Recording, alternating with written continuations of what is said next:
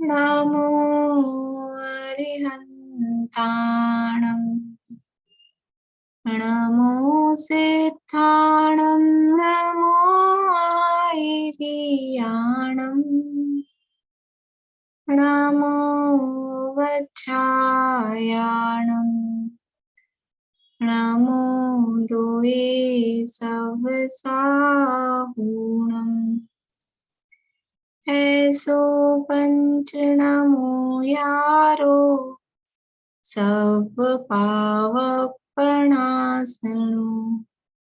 मंगलाणं च सभ्येसं परमं होहि मंगलम् परमं होहि मंगलम्। सामायिक पाठ का अर्थ हम यहाँ कर रहे थे। आचार्य अमित गति द्वारा रचित सामायिक पाठ जिसका नाम भावना द्वात्रिंशतिका भावना 32 जिसका नाम है, और उसका आदरणीय बाबू जुगल किशोर जी युगल द्वारा रचित जो पद्यानुवाद है उसका आधार पर उसका अर्थ हम देख रहे थे। लगभग 17-18 छंदों के अर्थ अपने हो गए थे। एक बार पाठ करेंगे अपन लोग जितने छंदों के अर्थ हुए थे। प्रेम भाव हो सब जीवों से गुणी जनों में हर्ष प्रभो करुणा स्रोत बहे दुखियों पर दुर्जन में मध्यस्थ विभो यह अनंत बलशील आत्मा ओ शरीर से भिन्न प्रभो जो होती तलवार मयान से वह अनंत बल दो मुझको सुख दुख बेरी बंधु वर्ग में कांच कनक में समता हो वन उपवन प्रासाद कुटी में नहीं खेद नहीं ममता हो जिस सुंदरतम पथ पर चल कर जीते मोह मान मन मत वह सुंदर पथ ही प्रभु मेरा बना रहे अनुशीलन पथ एकेन्द्रियाधिक यदि मैंने हिंसा की हो शुद्ध हृदय से कहता हूँ निष्फल हो दुष्कृत्य प्रभु। बोलिए आगे।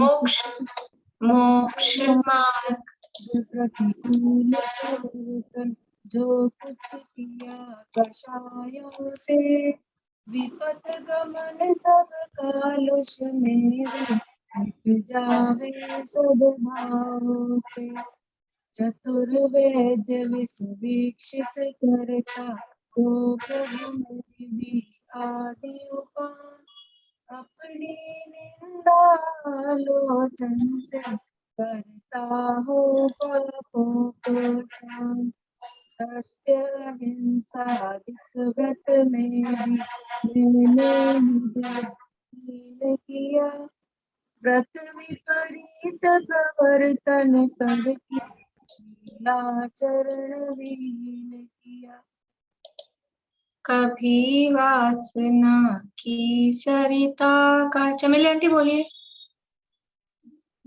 कभी की सरिता का गहन सलिल मुझ पर छाया पी पी कर ऋषियों की मदिरा में पागलपन आया। अनुज बोलिए।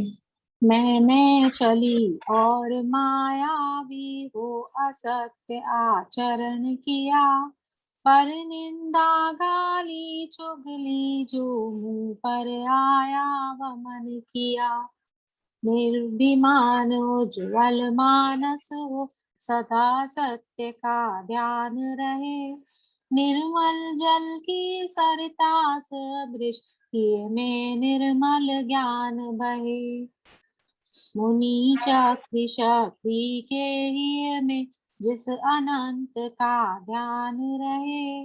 गाते वेद पुराण जिसे वह परम देव मम हृदय रहे।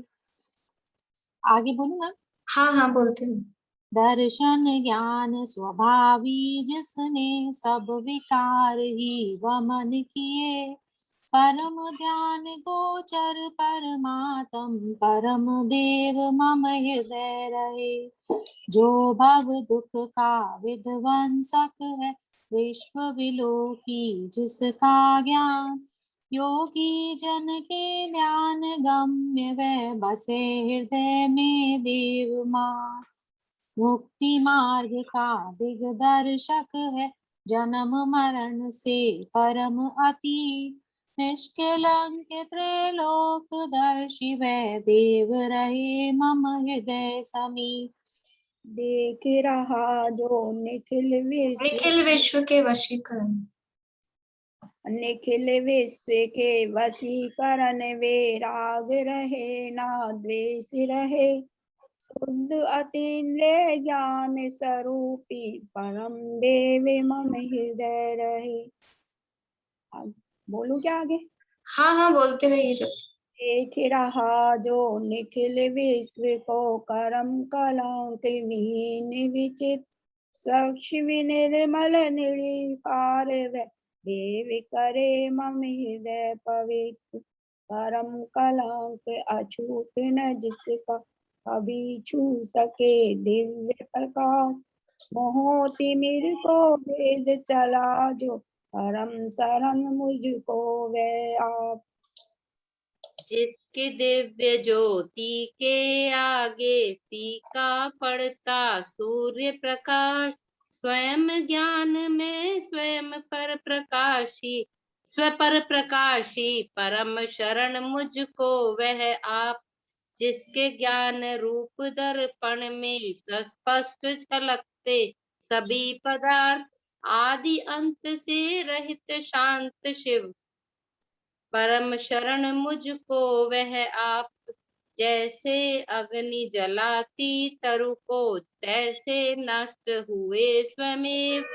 है विषाद चिंता सब जिसके परम शरण मुझको वह देव। जिसके ज्ञान तरण तरण चौकी। तृण चौकी शैल शिखर नहीं आत्म समाधि के आसन। संस्तर पूजा संग सम्मिलन नहीं समाधि के साधन। इष्ट वियोग अनिष्ट योग में विश्व मनाता है मातम। हे सभी है विश्व वासना पादेय निर्मल आत्म। बाह्य जगत कुछ भी नहीं में और न बाह्य जगत का मैं। यह निश्चय कर छोड़ बाह्य को मुक्ति हेतु नित स्वस्थ रमे। अपनी निधि तो अपने में पाए बस में व्यर्थ प्रयास। जग का सुख तो मृग तृष्णा है टूटे हैं उसके पुरुषार्थ। अक्षय है शाश्वत है आत्मा निर्मल ज्ञान प्रभावी है। जो कुछ बाहर है सब पर है कर्माधीन विनाशी है। तन से जिसका ऐक्य नहीं हो तुत्य मित्रों से कैसे। चर्म दूर होने पर तन से रोम समूह रहे कैसे। महाकष्ट पाता जो करता पर पदार्थ जड़ देह तयोग। मोक्ष महल का पथ है सीधा जड़ चेतन का पूर्ण वियोग। जो संसार पतन के कारण उन विकल्प जालों को छोड़ निर्विकल्प निर्द्वंद आत्मा फिर लीन उसी में हो। स्वयं किए जो कर्म शुभाशुभ फल निश्चय ही वे देते। हरे आप फल दे अन्य तो स्वयं किए निष्फल होते। अपने कर्म सिवाय जीव को कोई न फल देता कुछ भी, पर देता है यह विचार तज स्थिर हो छोड़ प्रमाद बुद्धि। निर्मल सत्य शिवम सुंदर है अमित गति वह देव महान। शाश्वत निज में अनुभव करते पाते निर्मल पद निर्वाण। पाते निर्मल पद निर्वाण। बढ़िया। ये सामायिक पाठ का अर्थ हम देख रहे थे मेरा और पद इस सामायिक पाठ में क्या है, सामायिक का मतलब है समता भाव की इससे उत्पत्ति हो, और समता भाव मन में धारण करके जो पाठ हम कर रहे हैं, यद्यपि कोई जरूरी नहीं सामायिक करते समय पाठ बोला ही जाए, हम अपनी भावना को अपने शब्दों में भी विचार कर सकते हैं, लेकिन यहाँ समता भाव की भावना को आचार्य अमित गति ने भावना के रूप में यहाँ रखा है। तो सबसे पहले तो सभी जीवों के प्रति प्रेम हो, गुणी जनों में क्या है, दीन दुखियों के ऊपर करुणा भाव है, इस तरह की बात की। इसके बाद में हमने जो आज तक गलतियां की, मोक्ष मार्ग प्रतिकूल प्रवर्तन, अपनी आलोचना की बात की। उसके बाद में फिर अपने शुद्धात्मा रूपी जो देव है, आत्म देव है, उसका स्वरूप मेरे हृदय में कौन बसता है। तो दो रूप से वो यहाँ वर्णन चल रहा था कि वास्तव में निश्चय से देखा जाए तो मेरा शुद्धात्मा ही मेरे अंदर बसता है, अथवा व्यवहार से देखा जाए तो हमारे हृदय में कौन बसते हैं कि वो अरहंत सिद्ध परमात्मा, या तो जिनदेव या आत्मदेव, बस दो ही। निश्चय शरण अपना आत्मा, शुद्धात्मा रूप पंच गुरु जग में शरणा दो, ये जो दो बताए हैं। तो हमारे हृदय में कौन निवास करता है, कौन है हमारे हृदय में, कि वास्तव में तो मैं स्वयं शुद्धात्मा, वो जो परम देव है जिसके आश्रय से मुझे मुक्ति की प्राप्ति होगी, वास्तव में वही मेरे अंदर बसता है। और व्यवहार से पूज्यता की तरफ से देखा जाए तो एकमात्र जो पंच परमेश्वरी भगवंत हैं अथवा अरहंत परमात्मा है, सिद्ध परमात्मा है, वही मेरे हृदय में बसते हैं। तो वही वर्णन यहाँ पर चल रहा है। 17-18 लगभग अपने हो गए थे। देखिए 18वें नंबर के छंद से अपन देखते हैं। ख्याल में है ना आप लोगों को विषय? पीछे वाला दोबारा से नहीं ले रही हूँ मैं, यहाँ 18वां भी हो गया था, लेकिन एक बार फिर से उसको देख के देखिए। कर्म कलंक अछूत न जिसका कभी छू सके दिव्य प्रकाश, मोह तिमिर को भेद चला जो परम शरण मुझको वह आप्त। आप्त किसे कहते हैं? आप्त की परिभाषा बताई थी उस दिन मैंने आपको। आप्त किसे कहते हैं? बोलिए सरोज भाभी। जिनदेव जो हितोपदेश और सर्वज्ञ होते हैं उनका। वीतरागी सर्वज्ञ हितोपदेशी भगवान को आप्त कहते हैं। आप्त शब्द में हितोपदेश की मुख्यता है। जो हितोपदेशी हैं, वीतरागी सर्वज्ञ तो है ही, पर उसमें हितोपदेश की मुख्यता है।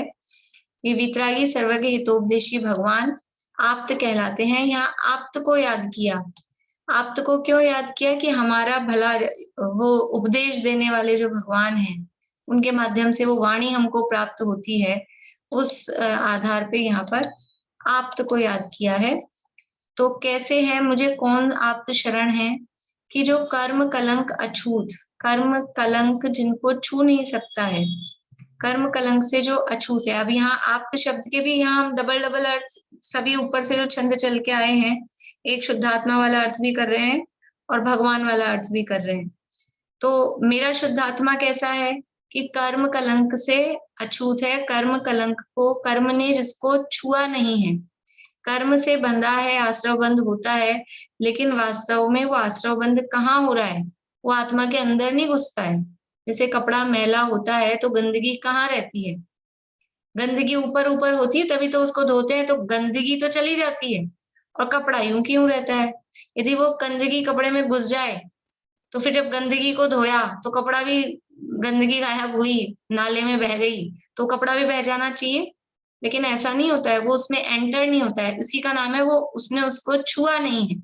तो ऐसे ही कर्म जो है वो आत्मा के ऊपर ऊपर है, वास्तव में कर्मों ने आत्मा को छुआ भी नहीं है। तो कर्म कलंक से जो अछूत है और न जिसका कभी छू सके दिव्य प्रकाश। और पिछली बार जो हमने अर्थ किया था कि कोई बाहर के दिव्य प्रकाश भी जिसको छू नहीं सकते, ध्यान है आप लोगों को अर्थ?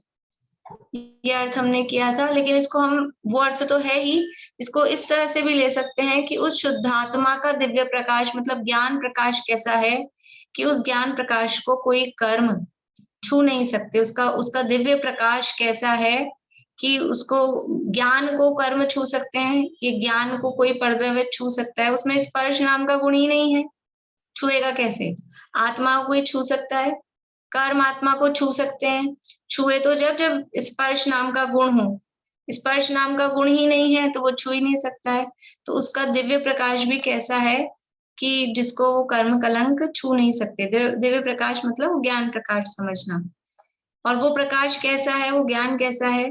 मोह तिमिर को भेद चला। और वो प्रकाश ऐसा है जिससे मोह रूपी तिमिर यानी अंधकार वो नष्ट हो जाता है। आत्मा का ज्ञान प्रकाश कैसा है? जो मोहांधकार का नाश करने वाला है।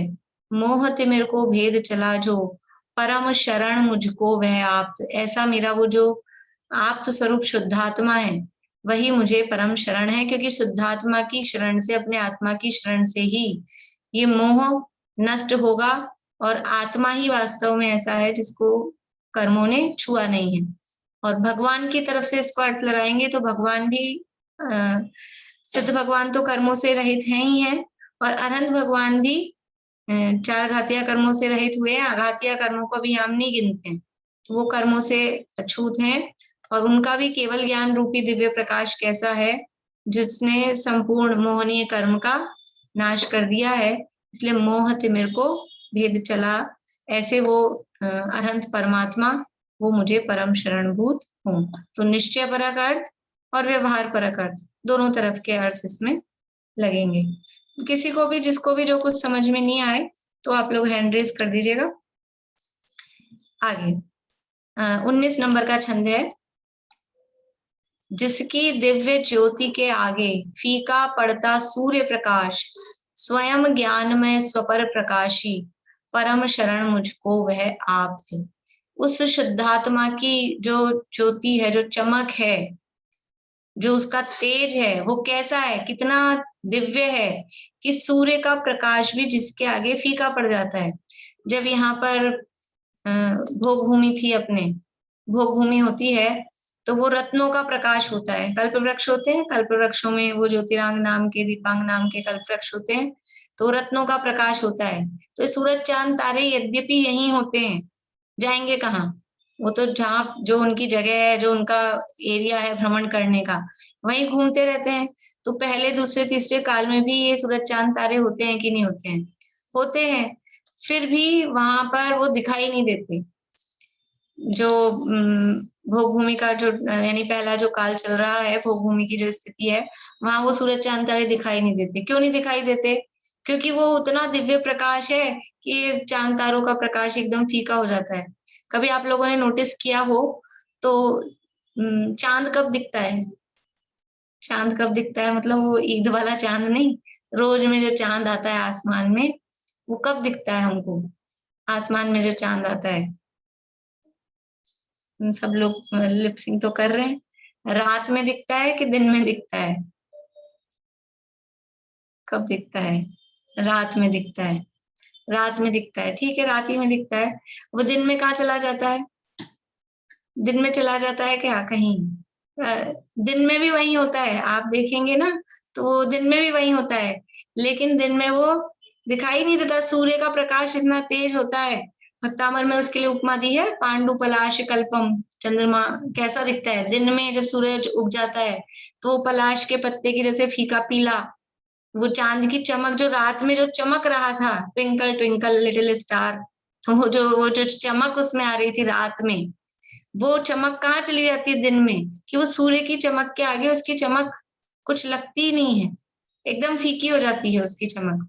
तो जिसकी दिव्य ज्योति के आगे फीका पड़ता सूर्य प्रकाश, अभी सूर्य की चमक के आगे चांद का प्रकाश फीका है, और सूर्य से भी ऊपर कुछ है। यहाँ तो सूर्य कहा है, वो रत्नों के प्रकाश के आगे सूर्य का प्रकाश फीका है, लेकिन उन रत्नों का प्रकाश भी फीका है किसके आगे, कि कोई है ऐसा प्रकाशमान तत्व, जबकि और वो प्रकाश कैसा है, वो पौद्गलिक प्रकाश नहीं है। शब्द बंध सौक्ष्म स्थौल्य संस्थान भेद तमस छाया आतप उद्योत, ये सब क्या है, पुद्गल की पर्याय है। तो ये पौद्गलिक प्रकाश नहीं है, उस ज्ञान प्रकाश के आगे ये सूर्य का प्रकाश फीका पड़ता है। उस दिन मैं आपको बता रही थी वो उसने प्रीति ने लिखा भी था चैट में, शायद वही है, सूर्य किन्नर गण धर गुण गातिनी, क्या था प्रीति, है क्या, फिर से बताओ। रवि शशि तुमसे ज्योतिर्मान, वो जो भजन है, समीक्षा तुम्हें ध्यान है, रोम रोम पर तेज तुम्हारा, अब आ गया, रोम रोम पर तेज तुम्हारा भूमंडल तुम से उजियारा, रवि शशि तुम से ज्योतिर्मान पधारो महावीर भगवान। ये सूरज चांद तारे किससे चमक रहे हैं, किसका प्रकाश है, ये ज्ञान का प्रकाश है। ये भूमंडल में उजाला किससे है, पूरे पूरे लोक में, 3 लोक में प्रकाश। सूरज चांद तारों का प्रकाश तो केवल मध्य लोक में ही है, ऊर्ध्व लोक में है सूरज चांद तारों का प्रकाश, अधोलोक में है, कहां से कहां तक है। अब मैं पूछूंगी तो अपना समय उसी में हो जाएगा कि सूर्य का प्रकाश, सब पढ़ा है अपन ने, सूर्य का प्रकाश अगर तिर्यक फैलता है तो कितना फैलता है, ऊपर नीचे फैलता है तो कहां से कहां तक फैलता है। आज उठा के देख लेना, भूल गए हो तो, लिखा तो होगा सबने कि ऊपर नीचे कितना फैलता है, साइड्स में कितना फैलता है, ये सब। तो ये तो जितना फैलता है वो मध्य लोक में ही है, मध्य लोक से बाहर नहीं है, वो सारा मध्य लोक में ही है। लेकिन बाकी के 2 लोक, ऊर्ध्वलोक अधोलोक, वहां कौन सा प्रकाश है, कि वहां ये ज्ञान का प्रकाश है। भूमंडल तुमसे उजियारा, ये ज्ञान, तो जिसकी दिव्य ज्योति के आगे फीका पड़ता सूर्य प्रकाश। ये सूर्य क्या चीज है, जिस केवल ज्ञान में पूरे लोकालोक के समस्त पदार्थ, अभी हमको कल्पना नहीं होती कि कितने पदार्थ हैं, कितने द्रव्य हैं, उनके कितने गुण हैं, उनकी कितनी पर्याय हैं, कितनी बारीकी से वो सब ज्ञान में झलकता है। तो ये सूर्य का प्रकाश क्या है, वो फीका पड़ता सूर्य प्रकाश, स्वयं ज्ञान में स्वपर प्रकाशी। और कैसा है वो शुद्धात्मा, ये स्वयं ज्ञान में है, वो ज्ञान स्वरूप ही है। और ज्ञान कैसा है, स्वपर प्रकाशी। जैसे दीपक होता है, वो अपने आप को भी प्रकाशित करता है और बाहरी वस्तुओं को भी प्रकाशित करता है, उनको भी दिखाता है। दीपक जल रहा हो तो उस दीपक को जलते हुए को देखने के लिए हमको दूसरा दीपक लाना पड़ता है, कि वो दीपक कहाँ जल रहा है उसको देखने के लिए तो लाओ एक और दीपक, कि वो जल रहा है, वो अपने आप को दिखा रहा है कि मैं हूं दीपक। और वो जल रहा है तो अपने आप जलते हुए बाहर के जो पदार्थ हैं वो उसमें अपने आप ही प्रकाशित होते हैं। तो ज्ञान भी ऐसा ही है, ये ज्ञान है, ये स्वयं प्रकट है। ज्ञान को देखने के लिए दूसरे ज्ञान की जरूरत पड़ती है क्या, जैसे दीपक को देखने के लिए दूसरे दीपक की जरूरत नहीं है, वैसे इस ज्ञान तत्व, ज्ञान स्वरूपी आत्मा को जानने के लिए कोई दूसरा ज्ञान आए उसकी जरूरत नहीं है। मैं स्वयं ज्ञान स्वरूप हूँ, तो मैं स्वयं अपने आप को जान सकता हूँ, तो मैं स्वयं प्रकाशी। और जब मैं अपने आप को जान रहा हूं तो मेरे प्रकाश में बाहरी पदार्थ, जैसे दीपक के प्रकाश में बाहरी पदार्थ अपने आप प्रकाशित होते हैं, वैसे अपने ज्ञान में वो बाहरी प्रकाश भी पदार्थ भी झलकते हैं। इसका नाम है स्वपर प्रकाशी, अपने को और बाहरी पदार्थों को प्रकाशित करता है। जो स्वयं ज्ञान में होता है वो स्व और पर को प्रकाशित करता है। तो स्वयं ज्ञान में स्वपर प्रकाशी, परम शरण मुझको वह आप। कौन है शरण दुनिया में, शरण कौन है, कौन है शरण, कितनी है शरण, कितनी शरण है, बोलिए रजनी जी।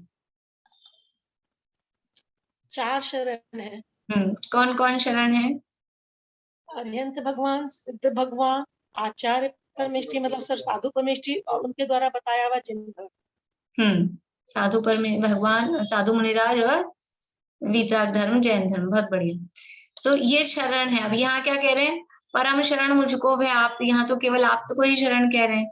तो आप्त में वो पंच परमेष्टि और जिनवाणी, क्योंकि आप्त शरण है तो उनकी वाणी भी शरण होगी, वो सब गर्भित है। तो ये ऐसे वो आप्त, लेकिन ये कौन से आप्त, बाहर वाला आप्त शरण है कि अंदर वाला आप्त शरण है? कि व्यवहार से, बाहर में व्यवहार से देखेंगे तो बाहर वाला आप्त शरण है, बाहर वाले पंच परमेष्टि, बाहर वाले भगवान शरण है। और निश्चय से देखा जाए तो अपना जो शुद्धात्मा, मैं स्वयं, मेरे ज्ञान के आगे, क्योंकि मैं अपने ज्ञान से ही अपने को जान पाऊंगा, मैं ही अपने लिए वास्तव में परम शरण भूत हूँ, ऐसा ये परम शरण मुझको वह आप। ये सब अब ज्ञान स्वभाव की महिमा चल रही है 2-3 छंदों में। जिसके ज्ञान रूप दर्पण में स्पष्ट झलकते सभी पदार्थ, ये बोलते समय भी ध्यान रखें आप लोग, ये थोड़ा इसको फास्ट बोलना होता है, आधा से है ना, ई पूरा बोल देंगे तो वो सही नहीं बोलता है। स्पष्ट झलकते सभी पदार्थ, आदि अंत से रहित शांत शिव, परम शरण मुझको वह आप। जिसके ज्ञान रूप दर्पण में, ज्ञान को दर्पण की उपमा दी जाती है। दर्पण समझते हैं, मिरर, कांच, देखा होगा ना अभी सबने, सब देख के बैठे हैं, कांच देख के बैठे हैं। अभी ये सामने जो आ रहा है ये कांच है, सबको अपनी अपनी दिखती है जिसकी देखना चाहे उसके दिखती है, अपनी देखते हैं, सब दूसरे की क्यों देखेंगे अपनी देखेंगे। तो ये दर्पण में क्या होता है, दर्पण में पदार्थ झलकते हैं, झलकते वर्ड, झलकते हैं मतलब उसमें दिखाई देते हैं। तो क्या दर्पण उठ के उनको जानने जाता है? ये यहाँ कांच लगा हुआ है, ये कांच लगा हुआ है, तो ये यहाँ कांच लगा हुआ है ना, अब बीच में कुछ नहीं आया तो जितनी दूर तक, जहां तक दीवार नहीं है वहां तक जो भी होता है वो सब दिखता है कि नहीं? अब आप जैसे आप लोग बैठे हैं तो पीछे अगर दीवार नहीं है तो पीछे जो भी घर में खिड़की है, दरवाजा है, पर्दा है, जो भी है वो सब दिखता है कि नहीं दिखता है? वो दिखता है। ये दर्पण का काम क्या है? दिखाना। लेकिन वो दिखाने के लिए उठ के जा रहा है किसके पास कि देखो अब इसको देखो, अब इसको देखो, अब इसको देखो, ऐसा जाता नहीं है। तो वो पदार्थ उठ के आ जाते हैं कि मुझे दिखाओ, अब मुझे दिखाओ। कभी खिड़की उठ के आती होगी, कभी पंखा उठ के आता होगा, कभी दरवाजा उठ के आता होगा कि अब मुझे दिखाओ, मुझे दिखाओ। पदार्थ अपनी जगह है, दर्पण अपनी जगह है, और फिर भी वो सारे के सारे पदार्थ दर्पण में दिखाई देते हैं। दर्पण को कोई राग द्वेष होता होगा? ये काला है इसको नहीं दिखाता हूँ, अच्छा नहीं लगेगा, काला काला दिखेगा तो क्लास में सबके सामने जो अच्छी बढ़िया चीजें हैं, कलरफुल चीजें हैं, सुंदर है, वो दिखाऊं, ऐसा कुछ होता है दर्पण को? राग द्वेष नहीं होता। ये पॉइंट ध्यान रखना। दर्पण पदार्थ के पास नहीं जा रहा, पदार्थ दर्पण के पास नहीं आ रहे, दर्पण को कोई राग द्वेष नहीं है कि इसको दिखाऊं इसको नहीं दिखाऊं, ऐसे कोई उसमें राग द्वेष नहीं है। ऐसे ही ये ज्ञान को दर्पण की उपमा क्यों दी कि ज्ञान में भी इसको दिखाऊं कि इसको दिखाऊं, ऐसा कोई राग द्वेष नहीं। ज्ञान के सामने जो पदार्थ आता है, ज्ञान के सामने मतलब ज्ञान में तो सारे आ ही रहे, तो जो पदार्थ ज्ञान में आ रहे हैं, जो कुछ जानने में आ रहा है वो जानने में आता है, उसको रोका नहीं जा सकता। जैसे दर्पण के सामने जो आएगा वो उसमें झलकेगा, उसको आप रोक नहीं सकते कि हम दर्पण पे वो लगा देंगे, हम पर्दा लगा देंगे। हमने दर्पण पे पर्दा लगा दिया, कपड़ा ढक दिया, तो उसमें कुछ दिखेगा कि नहीं दिखेगा? अब तो कुछ नहीं दिखेगा ना। क्यों रश्मि जी? दर्पण पे कपड़ा लगा डाल दिया तो अब तो कुछ नहीं दिखेगा ना उसमें, बोलिए दिखेगा कि नहीं दिखेगा? समझ नहीं आ रहा आपको? बोलिए चित्रा आंटी। नहीं दिखेगा, नहीं दिखेगा, नहीं दिखेगा, कपड़ा ही दिखेगा बस। बोलिए मधु भाभी। पर्दा जो डाला वो दिखेगा ना। हाँ बढ़िया। नहीं दिखेगा कैसे कह रहे हैं हम? कुछ नहीं दिखेगा ये कैसे कह सकते हैं? कुछ दिख रहा है ना, वो कपड़ा दिखेगा, उसके आगे जो होगा वो दिखेगा।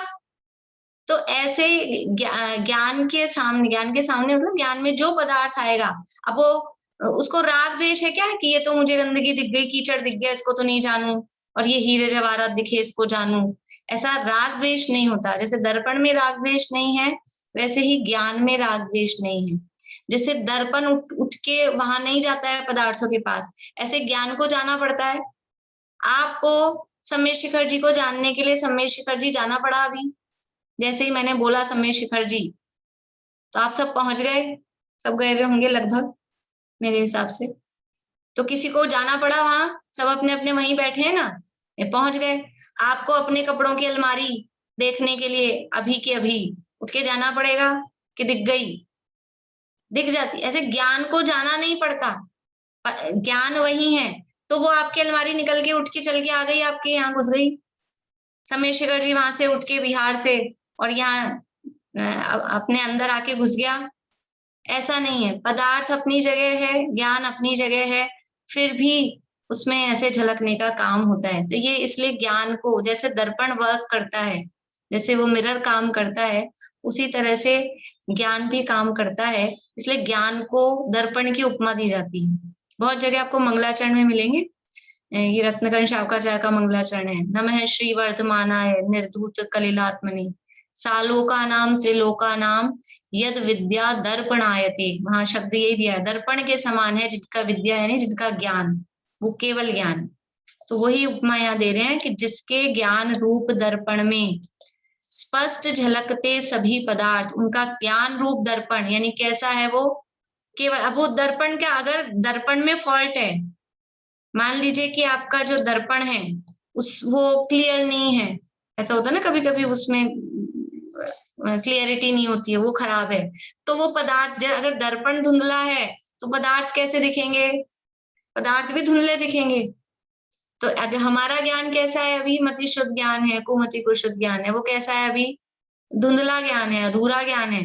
तो हमको पदार्थ भी कैसे दिखते हैं, क्लियर नहीं दिखते, हमको पदार्थ भी धुंधले दिखते हैं। लेकिन जिनका दर्पण एकदम क्लियर है, एकदम साफ है, ऐसा केवल ज्ञान रूपी दर्पण है, तो उसमें पदार्थ कैसे दिखेंगे, स्पष्ट झलकते हैं। उसमें फिर कुछ भी, जितना क्लियर दर्पण होता है उतने ही क्लियर उसमें पदार्थ दिखते हैं। जिसके ज्ञान रूप दर्पण में स्पष्ट झलकते सभी पदार्थ, आदि अंत से रहित शांत शिव परम शरण मुझको वह आप्त। वो आप्त कैसे हैं, ये किसके दर्पण में किसके ज्ञान में झलक रहे हैं ये पदार्थ, वो आप्त के, भगवान के, या अपने शुद्धात्मा के उस स्वभाव रूप अपने झलक रहे हैं। अभी नहीं झलक रहे, हमारा तो स्वभाव ऐसा है, केवल ज्ञान स्वभाव, स्वभाव मतलब स्वभाव है, लेकिन उसका अभी व्यक्तता नहीं है, और भगवान के उस स्वभाव की व्यक्तता हो गई है। तो हमारे इस ज्ञान स्वभाव में सभी पदार्थ स्पष्ट झलकते हैं, और ऐसा ही वो मेरा शुद्धात्मा अथवा अनंत भगवान, वो मुझे परम शरणभूत हैं। कैसे हैं वो अनंत भगवान या मेरा शुद्धात्मा, वो शुद्धात्मा कैसा है, आदि अंत से रहित। आदि यानी शुरुआत, अंत यानी एंड, तो जिसकी शुरुआत भी नहीं है, जिसका एंड भी नहीं है, जो कभी शुरू भी नहीं हुआ, जो कभी खत्म भी नहीं होगा। ऐसा कौन सा गुण है जिसके कारण आदि और अंत नहीं है, ऐसा कौन सा गुण है जीव में या किसी भी द्रव्य में जिसके कारण उसकी शुरुआत भी नहीं है और जिसका अंत भी नहीं है। द्रव्यत्व। द्रव्यत्व गुण के कारण, द्रव्यत्व गुण का काम क्या है,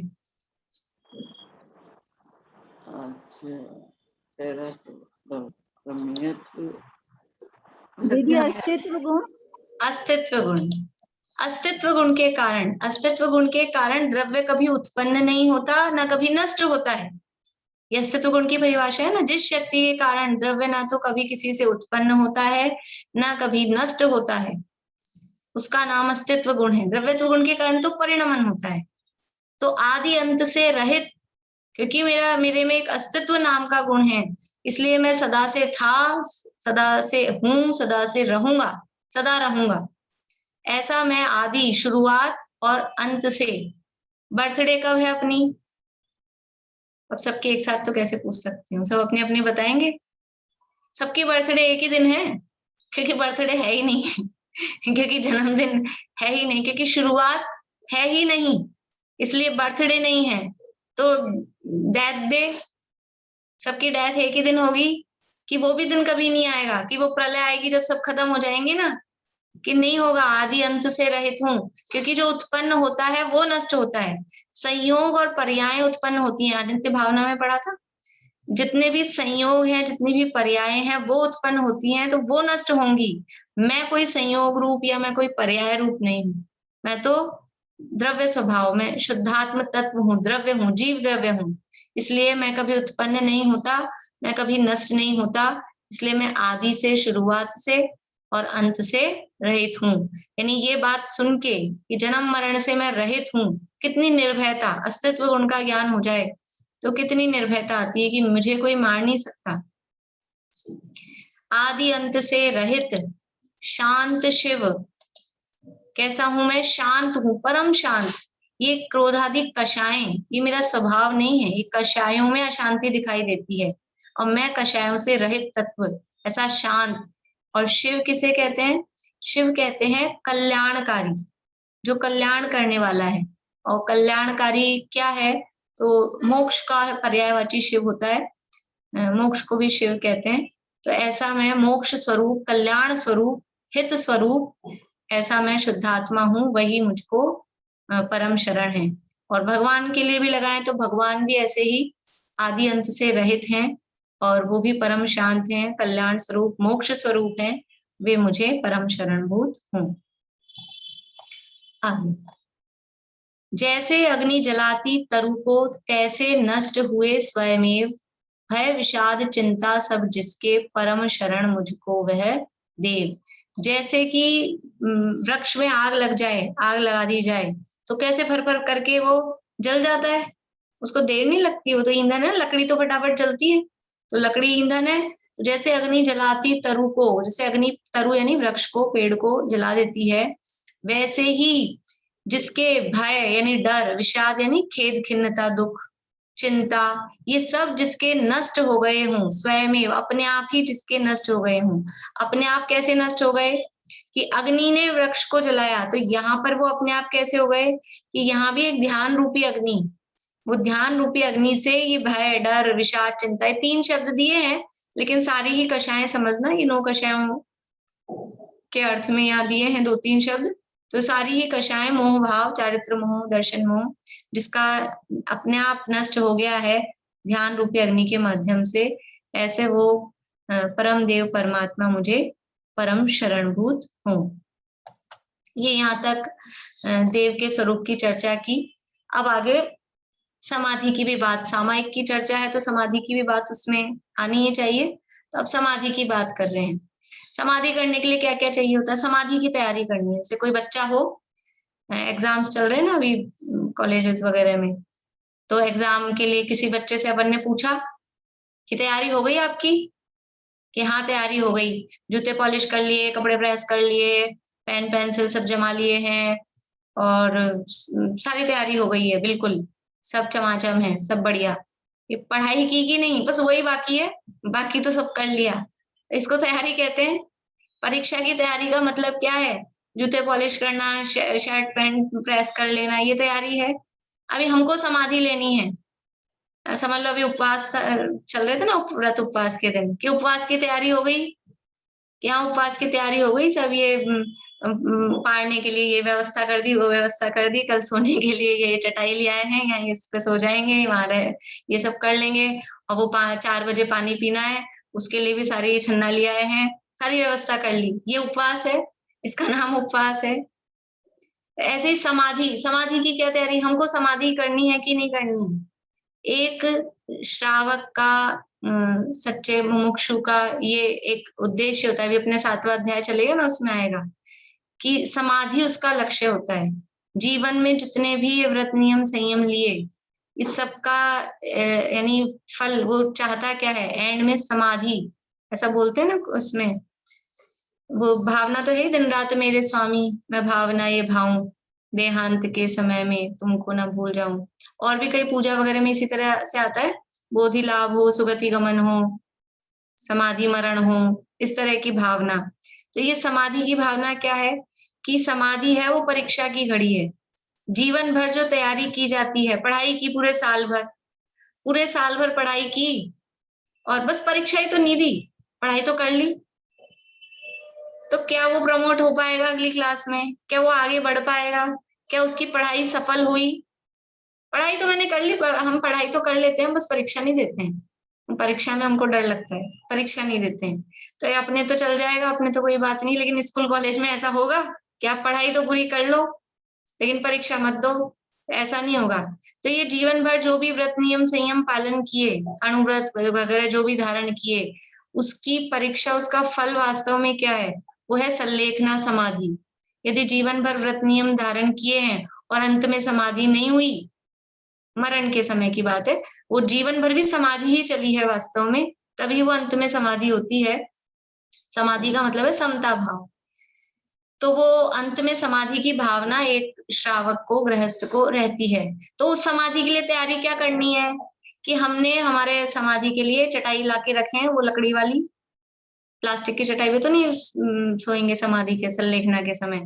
हमने लकड़ी वाली चटाई भी रखी है और 2-3 लोगों को तैयार भी कर लिया है और एक कैसेट भी भर ली है जिसमें हम सुनते रहे जो पाठ पाठ हमको सुनने हो, और हमने सब कर ली है। तो ये समाधि की तैयारी है। ये समाधि की तैयारी क्या है कि समता भाव आया कि नहीं आया? ये सुख दुख बैरी बंधु वर्ग में कांच गनक में समता हो, ये परिणाम उत्पन्न हुआ कि नहीं हुआ अंदर से? वो समाधि की तैयारी है। तो वो यहाँ कह रहे हैं कि समाधि के साधन क्या हैं और क्या नहीं है। तृण चौकी शिल शैल शिखर नहीं, आत्म समाधि के आसन। समाधि करने वाला कहाँ बैठता है? गद्दों पे सोता है। डनलप के गद्दे पे सो के समाधि होती है, इतना सी तो थोड़ी सी नॉलेज होगी आप लोगों को। यदि समाधि, हमने उपवास भी किया है, तेला भी किया है, तो फिर डनलप के गद्दों पे नहीं सोते हैं। ब्रह्मचर्य व्रत धारण किया है, वो चटाई पे सोते हैं। तो ये तृण, जैसे देखा होगा आप लोगों ने, जो संघों में, मुनि संघों में अगर कोई समाधि कर रहे होते हैं तो उनके लिए वो सूखी घास जो होती है, सूखी भी घास का ऐसा बिछौना टाइप ऐसा बना देते हैं, उस पे वो लेटते हैं। क्योंकि समाधि के समय, रोग बीमारी के समय उनका शरीर कमजोर हो जाता है, तो उनको, मुनिराजों को भी वो पत्थर की शिलाएं वगैरह वो चुभती हैं, कष्ट देती हैं, तो वो सूखी घास का उनके लिए ऐसा बनाए, मतलब वो बना सकते हैं, वो बनाया जाता है, तो वो तृण कहा। ऐसे चौकी रख दी, चौकी चाहिए होती है ना, अभी हमको स्वाध्याय वगैरह करना है या कुछ और सामान रखना है, तो तृण चौकी। शिल शैल, पत्थर की ये शिलाएं, चट्टान पर्वत, ये वहां जाके समाधि करें। तो शिल शैल शिखर, पर्वत का शिखर, ये आत्म समाधि के आसन नहीं है कि कहाँ आसन लगाएंगे, किसी सूखी घास के बिछौने पे, चौकी पे, शिलाओं पे, शिखर पे, चट्टान पे, ये आसन नहीं है। संस्तर, संस्तर का मतलब भी वही बिस्तर, वो जो बनाया ना सूखी घास वगैरह का, वो चावल के, वो धान के जो आते हैं, वो संस्तर का मतलब है बिस्तर जो बनाया। बिस्तर का मतलब ये नहीं अपने गद्दा रुई वाले, वो जो सूखे तिनकों के जो बनाए, संस्तर। पूजा करी, संघ में जाकर रहने लग गए, मुनिराजों के संघ में, संघ सम्मिलन, संघ में जाके मिल गए।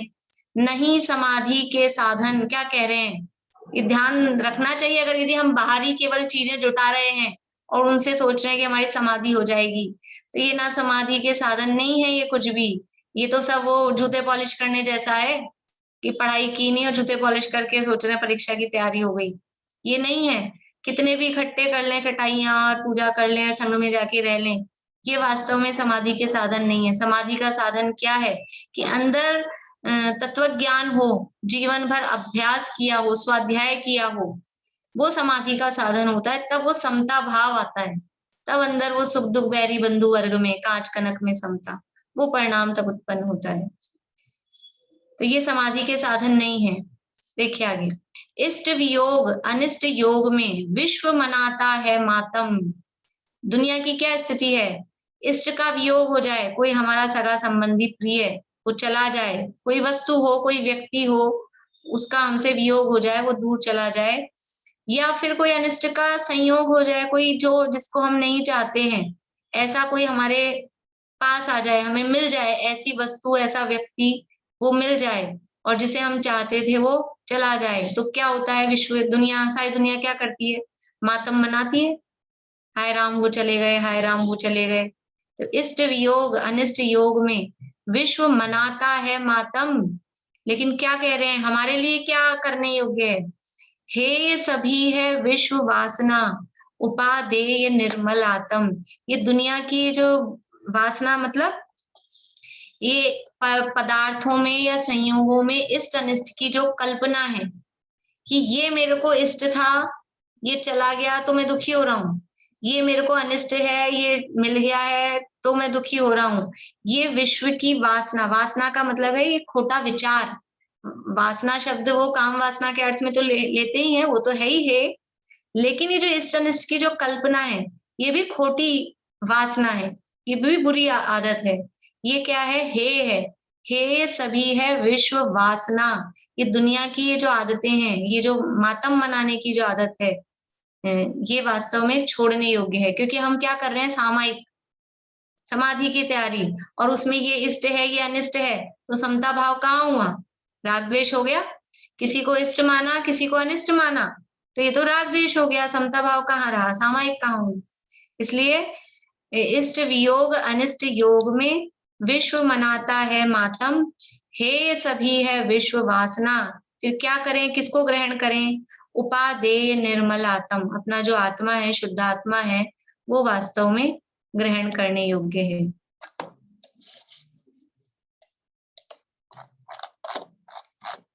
बाह्य जगत कुछ भी नहीं मेरा,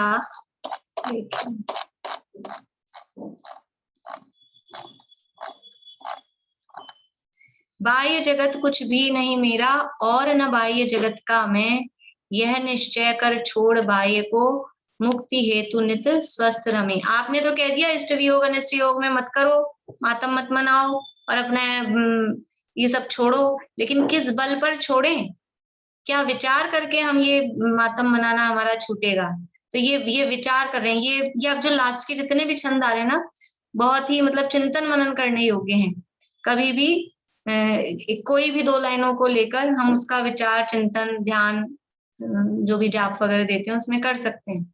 बाह्य जगत कुछ भी नहीं मेरा, एकत्व भावना है ये, कि बाहर में जगत में मेरा कुछ भी नहीं है और न बाह्य जगत का मैं। दुनिया में मेरा क्या है? दुनिया में मेरा क्या है? दुनिया में मेरा कुछ नहीं, मेरा तो मैं ही हूँ। और मेरा मैं हूँ मतलब मैं अनंत गुण का धनी जो शुद्धात्मा, वही मैं हूँ। और सब क्या है बाहर में? ये कपड़े मेरे, ये बच्चे मेरे, ये माता पिता मेरे। ये अगर जो मेरा होता है वो हमेशा मेरे साथ रहता है। जो हमेशा मेरे साथ रहे वो मेरा, और जो मेरे साथ हमेशा नहीं रहे वो मेरा नहीं। तो ये कपड़े तो क्या है?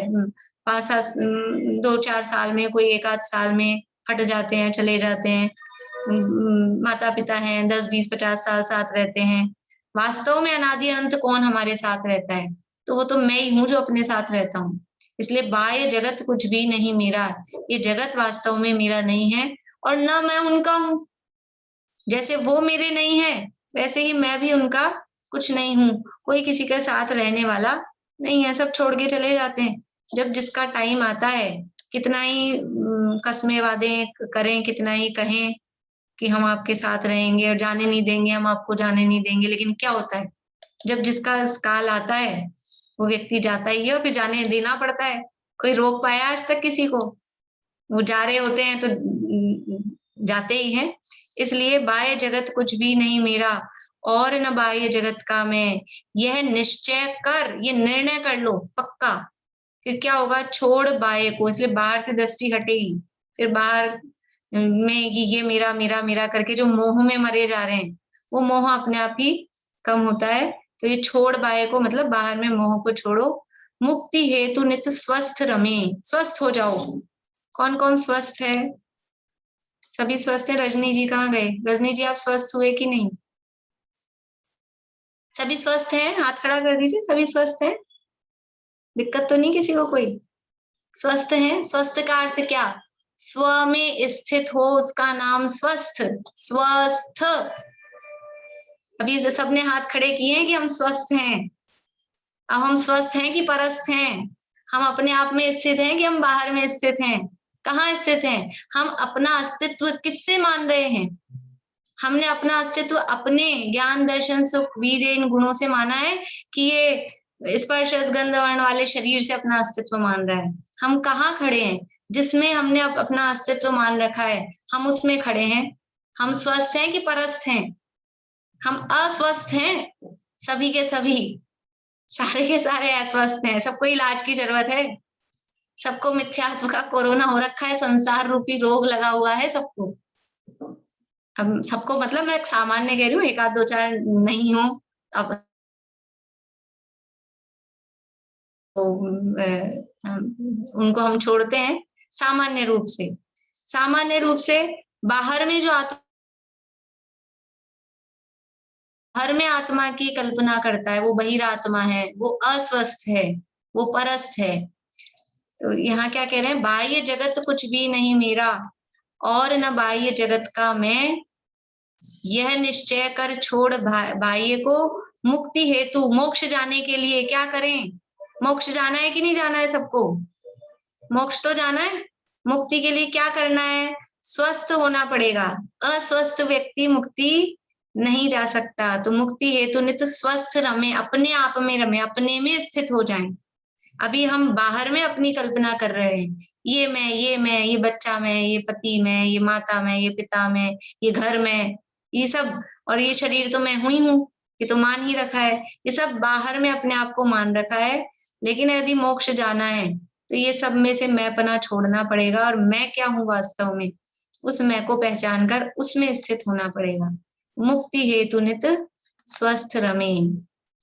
कैसे रमे अपने आप में?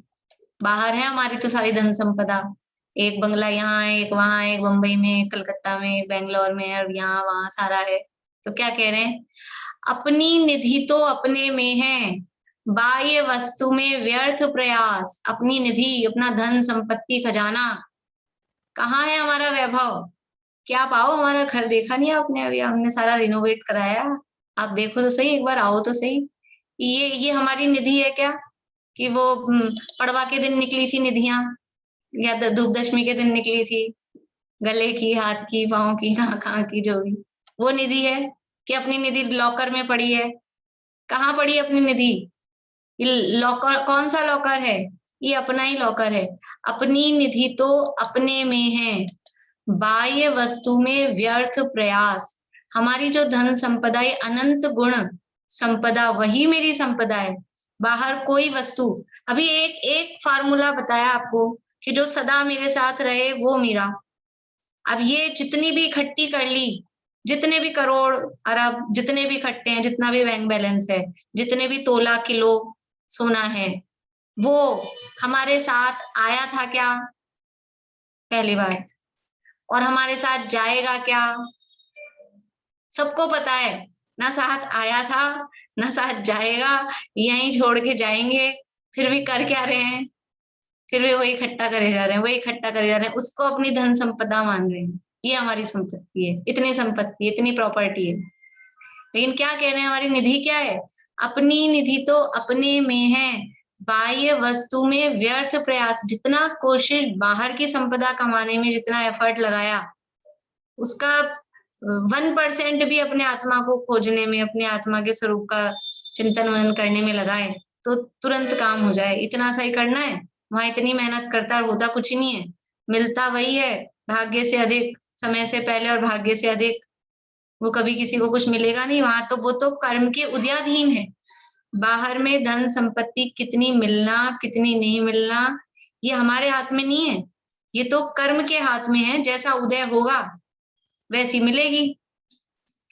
सुधा जी, सुधा जी, क्या बात है, समझ नहीं आ रहा क्या आप लोगों को? बोर हो रहे हैं क्या आप लोग? अब तो एकासन वगैरह खत्म हुए। चलिए, तो जितनी जितनी ये संपत्ति बाहर में है, ये वास्तव में हमारी संपत्ति नहीं है। अपनी संपत्ति तो अपने अनंत गुण वो है, अपनी निधि तो अपने में है, बाह्य वस्तु में व्यर्थ प्रयास। बाहर में जो प्रयास कर रहे हैं वो सब व्यर्थ है, वो कर्म के उदयाधीन है। जग का सुख तो मृग तृष्णा है। ये जगत का सुख कैसा है? मृग तृष्णा। मृग तृष्णा समझते हैं? मृग तृष्णा, हिरण होता है, रेगिस्तान में रहता है, उसको बहुत प्यास लगती है, तो वो देखता है कहीं से पानी मिल जाए। अब रेगिस्तान में धूप ही धूप पड़ती है और मिट्टी मिट्टी होती है, तो मिट्टी चमकती है, दूर से देखता है मिट्टी चमकती है, उसको लगता है पानी है, वो दौड़ता हुआ वहां जाता है, वहां कुछ नहीं होता, फिर वहां से आगे देखता है अरे पानी दिखा, फिर दौड़ता हुआ आगे जाता है, फिर कुछ ही नहीं, फिर दौड़ता हुआ आगे जाता है, ऐसा करते करते दौड़ता रहता है, मर जाता है। पानी नहीं मिलता। पानी है क्या वहां? पानी नहीं है, पानी का भ्रम है, उसे कहते हैं मृग तृष्णा। ऐसे ही हम लोग क्या कर रहे हैं कि हम देखते हैं अरे ये रसगुल्ला में से सुख मिलेगा, रसगुल्ला खाने लगते हैं, फिर रसगुल्ला में से सुख नहीं लगता है, फिर लगता है नमकीन लाओ, फिर नमकीन खाने लगते हैं, फिर नमकीन में से सुख नहीं मिलता है, फिर लगता है खटाई की गोली लाओ, अभी जमे होंगे ना सबके सुपारी दान और वो सब, कब ये लूं कि ये लूं, ये वाली खटाई उठाऊं कि ये वाली वो उठाऊं, ऐसा। ये कभी टीवी देख के सुख मानते हैं, कभी घूम फिर के, अब तो निपट गए, अब भादवा हो गया, अब तो कहीं चलो, अब तो घूमे आओ, कोरोना भी कम हो गया, तो अभी तो घूमे आओ कहीं। कभी घूमने में सुख, कभी खाने में सुख, कभी पहनने में सुख, कभी टीवी देखने में सुख, अलग अलग, जैसे वो कभी इधर भाग रहा है हिरण, कभी उधर भाग रहा है, सुख मिलता नहीं उसको पानी। ऐसे ही हमें सुख मिलता नहीं है, सुबह से लेके रात तक यही काम करते हैं। जग का सुख तो मृग तृष्णा है, ये सुख का आभास मात्र है, भ्रम है, भ्रम। सुख वास्तव में है नहीं, और ऐसे सुख मान मान के इधर से उधर झपट्टे मार मार के मर जाता है एक दिन व्यक्ति, लेकिन सुख मिलता नहीं है। जग का सुख तो मृग तृष्णा है, झूठे हैं उसके पुरुषार्थ। वो जितने भी उसके लिए प्रयत्न किए जा रहे हैं, जितने भी हम प्रयास कर रहे हैं, वो सब व्यर्थ हैं, झूठे हैं। तो फिर क्या है सच्चा? कह रहे हैं अक्षय है, शाश्वत है आत्मा, निर्मल ज्ञान स्वभावी है, जो कुछ बाहर है सब पर है, कर्माधीन विनाशी है। जो अपना आत्मा है, जो मैं हूं, वो कैसा है? अक्षय, जिसका कभी नाश नहीं होगा, क्षय नहीं होगा, अक्षय है। और शाश्वत है, शाश्वत का मतलब जो सदा रहने वाला है। अक्षय है, शाश्वत है आत्मा, और कैसा है? निर्मल है, बिल्कुल निर्मल है, संपूर्ण द्रव्य कर्म, भाव कर्म, नो कर्म वो उसमें वास्तव में नहीं है, ऐसे कर्म मल से रहित निर्मल है, और ज्ञान स्वभावी है। मेरा ज्ञान स्वभावी आत्मा वो अक्षय है, कभी उसका नाश नहीं होगा, सदा रहेगा। और जो कुछ बाहर है सब पर है, बाहर जो दिखाई दे रहा है वो सब पर है, यानी अन्य है, मुझसे भिन्न है, मेरे से अलग है। जो भी कुछ जितना भी दिखाई दे रहा है, मेरे नाम पे है सारी प्रॉपर्टी, लेकिन वास्तव में वो मैं नहीं हूं, वो मेरी नहीं है, वो सब पर है। और कैसी हैं? कर्माधीन है, कर्म के अधीन है। जब तक कर्म का उदय है तब तक वो अपने साथ रहता है, और जैसे ही उदय खत्म होता है वैसे ही विनाशी। देखिए एक अर्ध चक्रवर्ती सम्राट होता है प्रतिनारायण।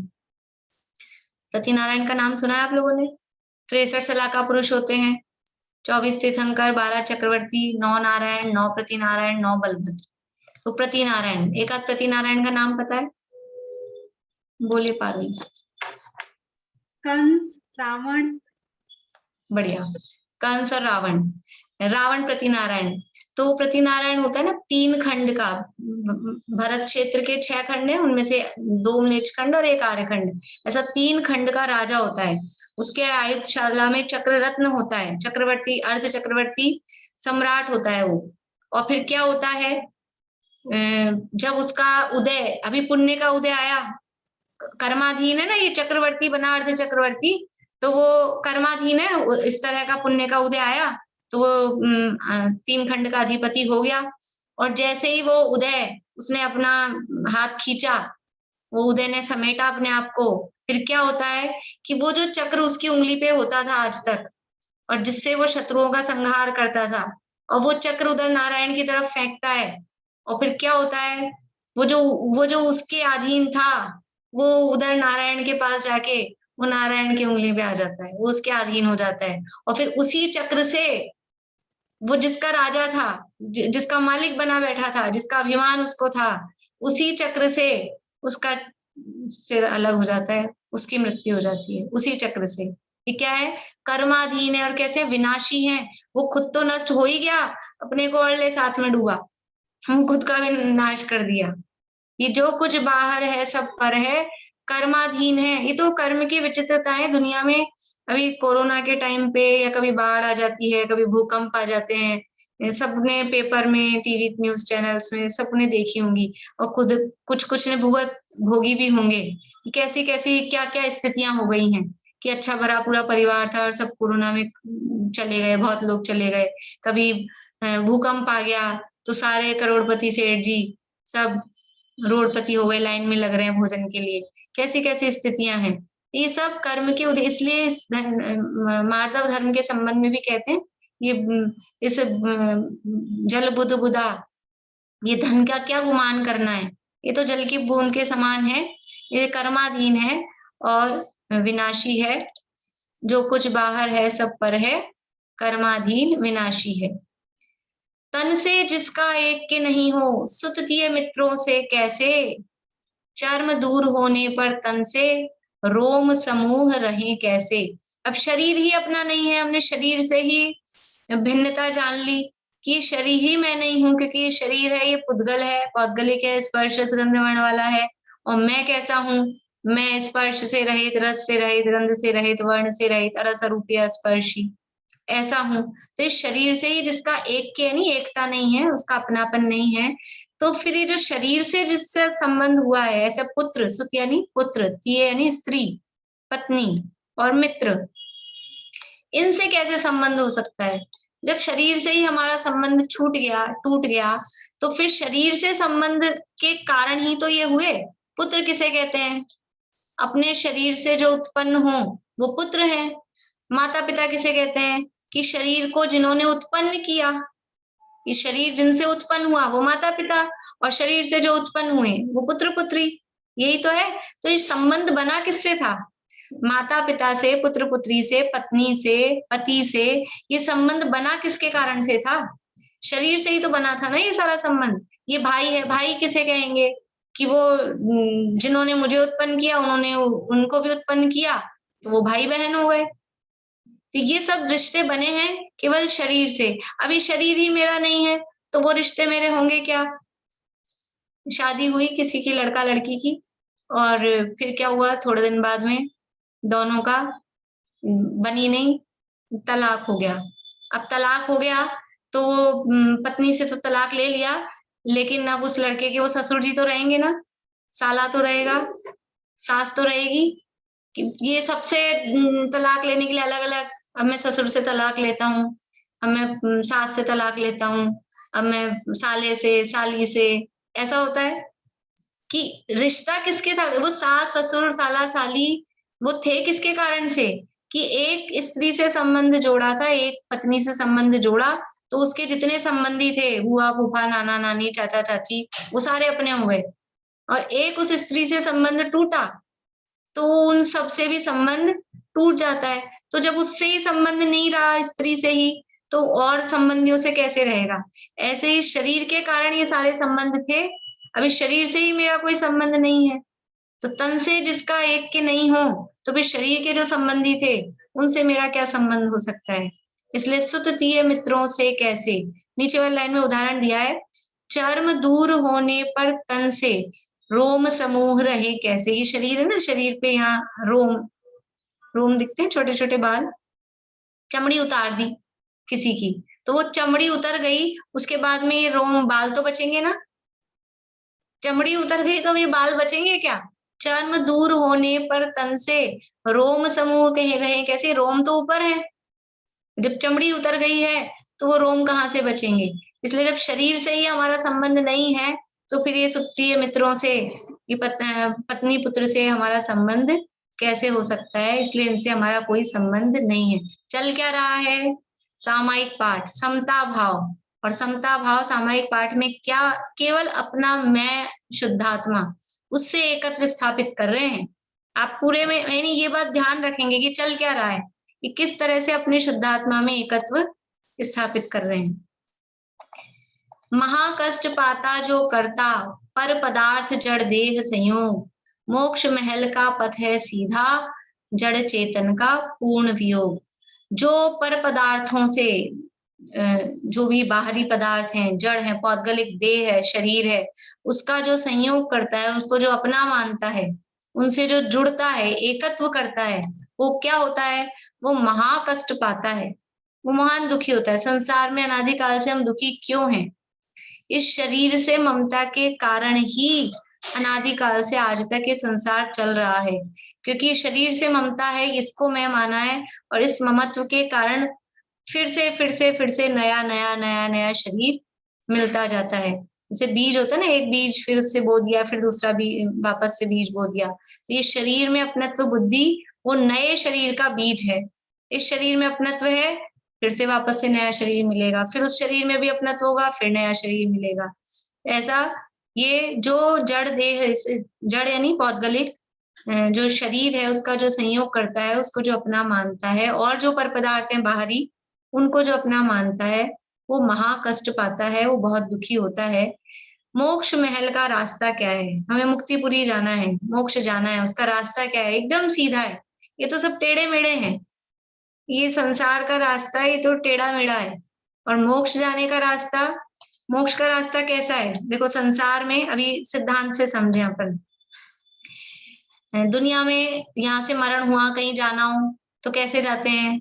कि सीधे भी जा सकते हैं, नहीं तो एक मोड़ा, दो मोड़ा, तीन मोड़े, वो टेढ़ी मेढ़ी चाल से जाता है, मोड़े वाली गतियां होती है।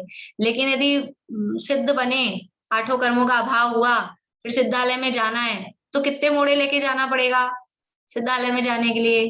कि कोई मोड़ा नहीं है, मोक्ष महल का पथ है सीधा, एकदम सीधा ऋजु गति से गमन करना है, कोई मोड़ा नहीं, अगले ही समय में जाके वहां पे विराजमान होते हैं। मोक्ष महल का पथ है सीधा, जड़ चेतन का पूर्ण वियोग। ये शरीर भिन्न है, आत्मा भिन्न है, ये भिन्न भिन्न जानना, यही उस मोक्ष का रास्ता है। और जब ये भिन्न भिन्न हो जाते हैं तो वो मोक्ष प्रकट हो जाता है। देखो, मोक्ष मार्ग की शुरुआत कहाँ से होती है?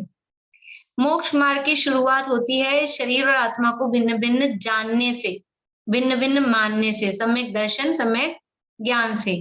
और मोक्ष कब होता है? कि जब ये शरीर और आत्मा भिन्न भिन्न हो जाते हैं। 14वें गुणस्थान के अंत में वो शरीर का अभाव हुआ, कर्मों का अभाव हुआ और मोक्ष हुआ। तो ऐसा ये मोक्ष महल का रास्ता, जड़ चेतन का वियोग, जड़ चेतन को भिन्न पिछान जीवन सफल हुआ है आज। ये देह और आत्मा की भिन्नता, शरीर और आत्मा की भिन्नता, वही वास्तव में मोक्ष का रास्ता है। यहाँ पथ की बात है ना, तो इनको भिन्न भिन्न श्रद्धान करना यानी सम्यक दर्शन प्रकट करना और भिन्न भिन्न जानना, ये मोक्ष महल का रास्ता है। जो संसार पतन के कारण उन विकल्प जालों को छोड़ निर्विकल्प निर्द्वंद आत्मा फिर लीन उसी में हो। जो संसार पतन के, संसार में जो डुबा रहे हैं, संसार में जो गिरा रहे हैं, पतन बोलते, पतन समझते हैं ना, पतन हो गया, जो डिमोशन हो गया है, जो हम गिर रहे हैं, डूब रहे हैं, संसार में जिसके कारण से डूब रहे हैं, गिर रहे हैं, ऐसे उन विकल्प जालों को छोड़, जिन विकल्पों से, जिन परिणामों से संसार बढ़ रहा है, संसार में हम डूब रहे हैं। कौन से परिणाम है? अभी अभी हम पढ़ के आए हैं 6ठे अध्याय में, परात्म निंदा प्रशंसे और योग वक्रता विसंवादनम, और ये जितने भी जो भी हैं, तत्प्रदोष निन्नम आश्चर्यांतराय, ये सब क्या है? ये संसार पतन के कारण है। ये उन विकल्प जालों को छोड़, इतनी अच्छी बात है, मतलब ये सामायिक पाठ है ना, तो वास्तव में कि जब कभी अपने को ऐसे विचार आए, इसने मुझसे क्षमा नहीं मांगी, मैंने तो उससे मांग ली, पिछले साल भी मैंने ही पहले फोन किया था, इस साल भी मैं ही करूं, हर बार मैं ही करूं, वो बड़ी, मैं बड़ी हूं और वो छोटी है, ये संसार पतन के कारण। क्षमावणी तो होती है और क्षमावणी में भी कषायें चलती रहती है। क्षमावणी होती कहाँ है? फॉर्मेलिटी होती है, कौन किसको पहले फोन करे, कौन किसके घर पहले जाए, कौन किससे पहले मांगे। ये संसार पतन के कारण है। उन ये विकल्प जाल, उनको छोड़ो। इससे क्या होगा? संसार ही बढ़ेगा ना। अभी आश्रम के कारण हमने पढ़ लिए, ये जो विचार मन में आएंगे कि कौन पहले करे, कौन बाद में करे, और इसको तो मैं नहीं करूंगा, वो अपने आप को क्या समझता है, इससे तो मैं मैसेज भी नहीं करेंगे उसको तो हम, ये जो सारी बातें, और भी दुनिया भर की इसी तरह की बातें जो भी संसार में उलझाने वाले हैं, उन विकल्प जालों को छोड़, यदि सामायिक करनी है, समता भाव लाना है, मोक्ष मार्ग में लगना है, तो ये संसार पतन के कारण है। ये सारे ये इधर के उधर के विकल्प दुनिया भर के, जो संसार पतन के कारण उन विकल्प जालों को छोड़ निर्विकल्प निर्द्वंद आत्मा। फिर उनको छोड़ देंगे तो करेंगे क्या? दिमाग खाली, दिमाग शैतान का घर, तो खाली मत रखो। ये अपना आत्मा है, वो निर्विकल्प है, इसमें कोई इस तरह के विकल्प नहीं है। ऊपर ये संसार के कारण है, ये तो विकल्प है, और आत्मा कैसा है? विकल्पों से रहित, निर्विकल्प और निर्द्वंद। कोई ये द्वंद फंद नहीं है, ऐसा द्वंद चलता रहता है। कभी कभी अभी समझ लो बहुत ऐसे प्रसंग होते हैं, किसी ने तेला किया है, किसी ने 10 लक्षण किया है, इनको क्या देना है क्या नहीं देना है, ये दें कि वो दें, किसी फंक्शन में जाना है, कितने का लिफाफा देना है, ये द्वंद चलता रहता है। ये उदाहरण है, और भी कुछ भी इसी तरह के द्वंद चलते रहते हैं। तो ये आत्मा कैसा है? निर्द्वंद, कोई झगड़ा टंटा उसमें, कोई विकल्प उसमें नहीं है। निर्विकल्प निर्द्वंद आत्मा, फिर लीन उसी में हो, बार बार फिर कर उसी में लीन हो। ये संसार के जो कारण विकल्प हैं उनको तो छोड़ो, और अपने आत्मा में ही फिर बार बार उस अपने आत्मा में ही लीन हो। और समता भाव कैसे आए? तो ये समता भाव उत्पन्न करने के लिए महामंत्र दे रहे हैं। महामंत्र है नमोकार मंत्र जैसा। स्वयं किए जो कर्म शुभाशुभ, फल निश्चय ही वे देते, करे आप फल दे अन्य तो, स्वयं किए निष्फल होते। अपन ने जो कर्म किए हैं, जो शुभ या अशुभ कर्म जो स्वयं ने किए हैं, वो निश्चित रूप से फल देंगे। फल निश्चय ही वे देते। हमारे साथ जो परिस्थिति बन रही है वो हमारे ही किए हुए कर्मों का फल है। हमने कर्म किए, करे आप, और फल दे अन्य। करूँ तो मैं और फल दे कोई और, तो फिर मेरे किए हुए कर्मों का क्या होगा? बहुत सारी दुनिया में ऐसी बातें चलती है। किसी के समझ लो बहुत बीमार हो गया कोई व्यक्ति, और फिर ठीक हो गया बीमारी से, तो क्या कहते हैं दुनिया में? वो तो इनके दादी जी बहुत धर्म करते थे, उससे बच गए। वो धर्म करते थे दादी जी, और बच गए ये, कि वो तो इनकी पत्नी इतना धर्म ध्यान करती थी, वो पुण्य इनके आड़े आ गया। अब पत्नी का पुण्य पति के काम आएगा, ऐसा होता है दुनिया में। फिर पत्नी खाना खा ले, फिर पति का पेट भर जाए, फिर तो ऐसा हो जाए ना, पुण्य काम आ सकता है तो ये भी सब काम आ जाए एक दूसरे के। ऐसा नहीं होता है। स्वयं किए जो कर्म शुभाशुभ, फल निश्चय ही वे देते। हमने जो कर्म किए हैं शुभ या अशुभ, वो अपने को वही फल दे रहे हैं। अपने ही कर्म अपने को फल दे रहे हैं, और अपने कर्म अपने को फल देंगे ही देंगे। करे आप फल दे अन्य। हमने किया और दूसरा फल, मैंने तो इतना अच्छा काम किया और उसने मेरा बिगाड़ दिया, और उसने मेरा ये कर दिया, उसने मेरा बुरा किया, दूसरा कैसे बुरा करेगा? करे आप फल दे अन्य। दूसरा कोई बुरा नहीं करता है, खुद ने ही वो जो कर्म किए, परात निंदा प्रशंसे या योग वक्रता विसंवादनम, वही फल दे रहे हैं जो खुद ने प्रदोष निंदा आश्चर्य या दुख शोक तापा क्रंदन, खुद ने जो कर्म किए हैं। करे आप फल दे अन्य, दूसरा कोई फल नहीं देने वाला है। करे आप फल दे अन्य तो, स्वयं किए निष्फल होते। दूसरा फल देगा, दे रहा है अगर, तो फिर हमने जो किए उनका क्या होगा? वो तो बेकार ही चले जाएंगे। इसलिए जो जो कर्म जिसने किए हैं वो उसको निश्चित रूप से फल देते ही हैं। तो स्वयं किए जो कर्म शुभाशुभ, फल निश्चय ही वे देते, करे आप फल दे अन्य तो, स्वयं किए निष्फल होते। अपने कर्म सिवाय जीव को कोई न फल देता कुछ भी, पर देता है यह विचार तज, स्थिर हो छोड़ प्रमादी बुद्धि। ये समझ में आ जाए, ये कर्म सिद्धांत समझ में आ जाए, तो हमारी दिमाग, क्योंकि असामायिक कब हो रही थी, ये समता भाव क्यों नहीं आ रहा था? क्योंकि हमारी दृष्टि दूसरों पे जा रही थी। इसने मेरा बुरा किया, इसने मेरा भला किया, इसने ऐसा कर दिया, इसने ऐसा कर दिया, इसने ऐसा कर दिया, ये ऐसा नहीं करता है। और ये बात समझ में आ जाए कि स्वयं किए जो कर्म शुभाशुभ वही फल देंगे, ये बात समझ में आ जाए, आ गई, तो फिर क्या होगा कि अपने कर्म सिवाय जीव को कोई न फल देता कुछ भी, कि मेरे कर्मों के अलावा मुझे कोई फल नहीं देगा, कोई दूसरा मेरा कुछ नहीं कर सकता है। पर देता है यह विचार तज, इसलिए पर मुझे कुछ कर देगा, भला कर देगा दूसरा मेरा, वो भी नहीं। और फिर हम किसी से अपेक्षा लगा के रखें कि आप मेरे काम आना, आप मेरा भला कर देना, और आप मेरा भला कब कर पाओगे? ये जब मेरे पुण्य का उदय होगा तो आप मेरा भला करने में निमित्त बनोगे, कर पाओगे। यदि मेरा पुण्य का उदय नहीं हो, आप भला करने की कोशिश करो, उल्टा बुरा हो जाए। बहुत सारे ऐसे प्रसंग, ऐसी कहानियां देखने में मिलती हैं। एक कहानी मृगसेन मछुआरे की कथा है, मैंने आप लोगों को पीडीएफ भेजी हुई है, बोधि समाधि निधान, इसमें पढ़ना आप लोग मृगसेन मछुआरे की कथा।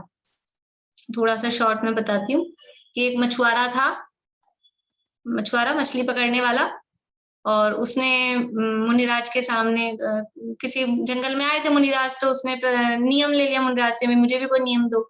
तो मुनिराज ने कहा तू ये मछली पकड़ना छोड़ दे। तो उसने कहा ये तो मैं नहीं छोड़ सकता, ये तो मेरा रोजी रोटी यही है, फिर मैं करूंगा क्या। तो फिर उन्होंने कहा ठीक है ऐसे कर, जो मछली पहली बार तेरे जाल में आए उसको तू छोड़ देना बस, बाकी ये नहीं कहा और पकड़ते रहना, तो उसको छोड़ देना, इतना मुनिराज ने कहा।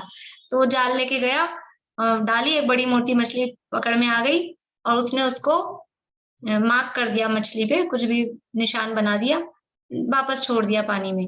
फिर उसने वापस जाल डाला, दिन भर जाल डालता रहा, बार बार में वही मछली, और दूसरी मछली ही नहीं आ रही, वही मछली आ रही। तो 5 बार उसने जाल डाला और 5 बार वही मछली आई।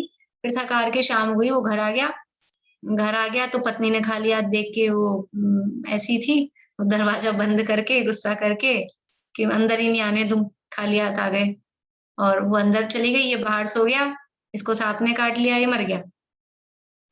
मर गया, फिर कहीं जाके जन्म हुआ, बच्चा बना। तो फिर जहां इसका जन्म हुआ वो उससे द्वेष रखता था, उसने 5 बार इसको मारने का प्रयास किया, और इसने 5 बार मछली को बचाया था ना, छोड़ा था, तो 5 बार इसको मारने का प्रयास किया। वो उसको मारने का प्रयास करता और इसको कुछ अच्छा फायदा हो जाता। मतलब ऐसा हुआ कि एक बार, मतलब इसकी जो सास थी, इसकी सास ने इसको मारने के लिए लास्ट में लड्डुओं में जहर मिलाया, और फिर भी उदय के हिसाब से काम होता है ना, और अपनी बच्ची को कहा कि ये तेरे पति को खिलाना और ये पिताजी को खिलाना, 2 तरह के लड्डू दिए। तो उस बच्ची ने सोचा कि ये तो थोड़े काले काले से लग रहे हैं, पिताजी को काले काले खिलाऊंगी, अच्छा नहीं लगेगा। तो गोरे वाले पिताजी को दे दिए, काले वाले हस्बैंड को दे दिए, और वो गोरे वाले में जहर था।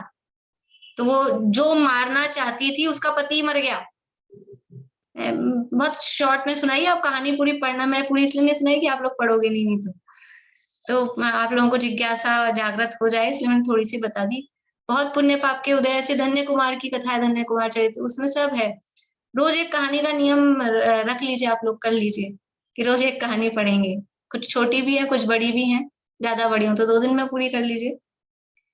तो ऐसा करे आप फल दे अन्य तो स्वयं किए निष्फल होते, और अपने कर्म सिवाय जीव को कोई न फल देता कुछ भी, पर देता है यह विचार तज स्थिर हो छोड़ प्रमादी बुद्धि। कोई दूसरा मुझे किसी भी तरह का कोई फल नहीं देता, ये समझ में आ जाए तो ये बुद्धि, ये दिमाग सेट स्थिर हो जाता है कि नहीं तो इधर जाता है उधर जाता है, इस पे दोषारोपण उस पे दोषारोपण, फिर खुद ही बोलते हैं मेरा दिमाग खराब हो गया, खुद ही ऐसा बोलते हैं, सोच सोच के दिमाग खराब हो गया। ये दिमाग खराब ही होगा, बाहर देखेंगे तो दिमाग खराब ही होगा। इसलिए स्थिर हो जाओ, ये कर्म सिद्धांत है, ये वास्तव में बाहर से दृष्टि हटाकर और अंतर्मुख अपने आप को करता है, अपने में सीमित करता है। पर देता है यह विचार तज स्थिर हो छोड़ प्रमादी बुद्धि। ये जो प्रमादी बुद्धि है, प्रमादी मतलब ये जो प्रमाद कर रहे हैं, प्रमाद का मतलब क्या, आत्म स्वरूप में जो असावधानी है, अपनी आत्मा को जानने का पहचानने का जो प्रयास नहीं कर रहे हैं उसको छोड़ो, अपनी आत्मा को जानने में लग जाओ। निर्मल सत्य शिवम सुंदर है, अमित गति वह देव महान, शाश्वत निज में अनुभव करते पाते निर्मल पद निर्वाण। वह देव मतलब कौन सा देव, ये अपना शुद्धात्मा, वो देव है। ये शुद्धात्मा आत्म देव कैसा है, निर्मल है, संपूर्ण प्रकार के मल, मल कहते हैं कर्म मल को, द्रव्य कर्म भाव कर्म नो कर्म, ये सब मल है, तो उनसे रहित है। सत्य है, सत्य का मतलब यहाँ है सत्य, जिसका अस्तित्व है, जो अनादि अनंत है, जिसका आदि भी नहीं है जिसका अंत भी नहीं है, ऐसा वो सत्य अस्तित्व स्वरूपी निर्मल है, सत्य है। शिवम, शिव का अर्थ कल्याणकारी, शिव मतलब वही कल्याणकारी है, उसी के आश्रय से हमारा कल्याण हमारा भला होगा, तो वो शिव है। सत्यम शिवम सुंदरम बोलते, जो सत्य है यानी जिसका अस्तित्व है वही शिव है, वही कल्याणकारी है और वही वास्तव में सुंदर है। दुनिया में क्या सुंदर है? समय सार में गाथा दी है, एकत्व निश्चयगत समय सर्वत्र सुंदर लोक में। दुनिया में सुंदर क्या है कि एकत्व को प्राप्त जो पदार्थ है, समय का मतलब शुद्धात्मा भी और समय का मतलब क्षमोद्रव्य भी, तो जो अपने आप में परिपूर्ण है, अपने अपने में है, दूसरे से मिले जुले नहीं है, और कोई द्रव्य वास्तव में किसी से मिलता नहीं है। तो हर द्रव्य जो अपने अपने में स्वतंत्र परिपूर्ण है, वो हर द्रव्य अपने आप में सुंदर है। परमाणु तो अकेला ही सुंदर रहता है। दूध प्योर हो, सुंदर का मतलब क्या है? शारीरिक सुंदरता नहीं, दूध प्योर हो, पानी ऊपर से नहीं मिलाया गया हो तो वो सुंदर है। वो प्योर मतलब शुद्ध है, सुंदर है। समझ लीजिए जो भी है, सोना है, और भी जो भी पदार्थ हैं जो प्योर है वो सब सुंदर है, वो अपने आप में अच्छे हैं। तो एकत्व जो अकेला है, जिसमें दूसरा कोई नहीं मिला हुआ है, वही वास्तव में दुनिया में सुंदर होता है। निर्मल है, सत्य है, शिव है, कल्याणकारी है और सुंदर है। कौन है वह? देव, ये मेरा शुद्धात्मा। अमित गति आचार्य कह रहे हैं, उन्होंने अपना नाम लिखा है अमित गति, वो अपने आप को कह रहे हैं मैं शुद्धात्मा, निर्मल हूँ, सत्य हूँ, शिव हूँ, सुंदर हूँ, ऐसा मैं देव हूँ, महान हूँ। महान किसे कहते हैं? ये उत्तम है, लोक में सबसे महान हो वो उत्तम है, ऐसा उत्तम है। और शाश्वत निज में अनुभव करते, जो ऐसा अपने आप अपना स्वरूप जान लेते हैं, वो शाश्वत यानी हमेशा सदा निज में अनुभव करते, अपने आप में अनुभव करते हैं। किसका अनुभव करते हैं? वो अपने आत्म स्वरूप का। ये जो देव है ना, इस देव को अपने आप में अनुभव करते हैं, अपने आत्मा का अनुभव करते हैं। ऐसे अपने निर्मल सत्य शिव सुंदर अपने स्वरूप का अपने में अनुभव करते हैं। और फिर क्या होता है? पाते निर्मल पद निर्वाण। ये तो निर्मल है अभी स्वभाव से, जिसके स्वभाव में कर्म नहीं है, और जब वो ऐसा अनुभव करते हैं तो वास्तव में पर्याय में भी कर्मों से रहित ऐसे मुक्ति पद को, निर्वाण पद को, सिद्ध पद को वो पा लेते हैं। तो ये सामायिक पाठ में समझ लीजिए मोक्ष की पूरी प्रक्रिया सिद्ध दशा तक ले जाके अपने को यहाँ पर पहुंचाया है। समता भाव का अभ्यास, समता भाव किस तरह से हो, ये जो लास्ट के जितने भी ये छंद अपन ने पढ़े हैं, ये सब बहुत ही, वैसे तो पूरा ही सामायिक पाठ है, लेकिन ये यहाँ से लेके बाह्य जगत कुछ भी नहीं मेरा, ये पूरे हमें समता किस तरह से उत्पन्न हो, थोड़ी थोड़ी जो भी दैनिक परिस्थितियां हमारी होती हैं डेली रूटीन लाइफ की, उसमें हम इसको ध्यान करें। और मैं आप लोगों से कहूंगी कि कोशिश करें, और कुछ लोग तो अवश्य ही करें, इसको याद करें। याद करने का अलग ही फायदा होता है, देख देख के बोलना में हमेशा नहीं होता है। तो ये रोज रोज पढ़ेंगे ना, रोज पहले याद करने का तरीका क्या है? पहले रोज पाठ करना प्रारंभ करें, फिर रोज पाठ करेंगे तो कुछ कुछ तो शब्द मुंह पे आ जाएंगे, फिर वो याद करना सरल हो जाता है। तो अभी तो जैसे हमने कुछ दिन किया ही है, और 5-7-10 मिनट लगते हैं अगर बोले अपन अकेले में, 5 मिनट में हो जाता है। तो जैसे शाम के टाइम, सुबह, जब भी इसको समय हो इसको पाठ करें। और मेरे को ऑडियो मिल जाएगी कोई यूट्यूब पे, तो मैं डाल दूंगी, तो सुनते सुनते भी याद हो जाता है। इस तरह से ये सामायिक पाठ भावना 32 ये यहाँ हमने पूरा देखा है। अभी किसी को कुछ पूछना हो तो पूछ लीजिए आप लोग।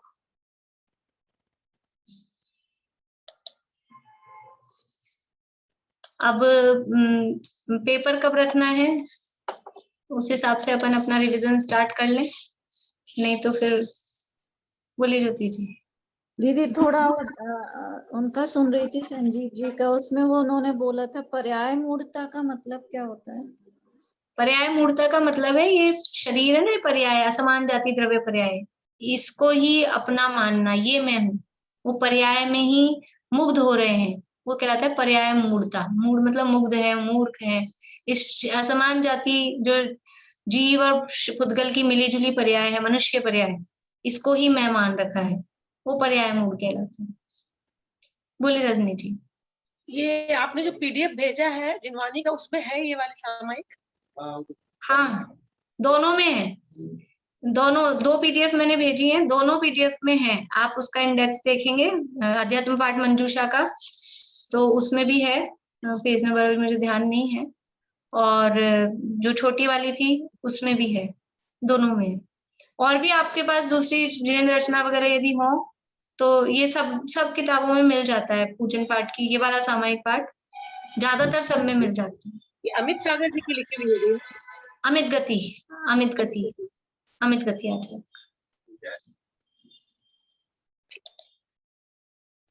एग्जाम की मैं पूछ रही थी कि 1-2 तारीख तक रख लें, आज हुई है अपनी 23।